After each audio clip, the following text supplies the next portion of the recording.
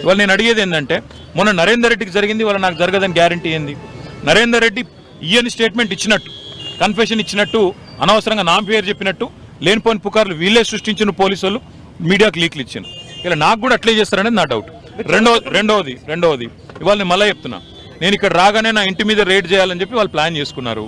తప్పకుండా నా ఇంటి మీద రేడ్ చేస్తే కూడా అన్లేమని ఇరికిచ్చి రేవంత్ రెడ్డి గారు ఇచ్చిన 2 చిట్టీలు, అవసరమైతే ఇంకో 2 ఏమైనా సృష్టించి అని ఇరికిచ్చి కావాలని బదనాం చేయాలన్న చిల్లర ప్రయత్నం వాళ్ళు చేస్తున్నారు. నా హక్కుల కోసం తప్పకుండా నేను కొట్లాడతాను. న్యాయవాదుల సమక్షంలో ఎంక్వైరీ చేయాలని కోరుతున్నా. తప్పే ఉంది. ఇంకో 5 నిమిషాలు చూసిన తర్వాత మరి పోలీసులు సహకరించకపోతే నా దారి నేను పోతాను.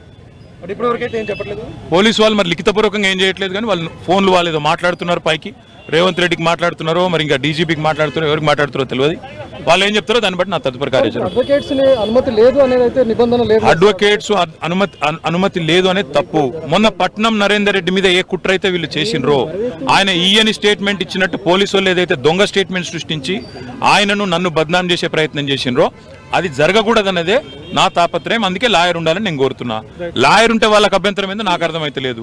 ఏమైనా కానూను ఉందా చూపెట్టు, కాగితం చూపెట్టు అంటే కాగితం చూపెడతలేదు. రానీయం, మా ఇష్టం. ఇది ఇక్కడ భారత రాజ్యాంగం లేదు, అంబేద్కర్ రాసిన రాజ్యాంగం లేదు, అనుముల రేవంత్ రెడ్డి రాసిన రాజ్యాంగం ఉంది. మా ఇష్టం, మా జాగిర్ అంటారు. ఏం చేయాలి? Thank you.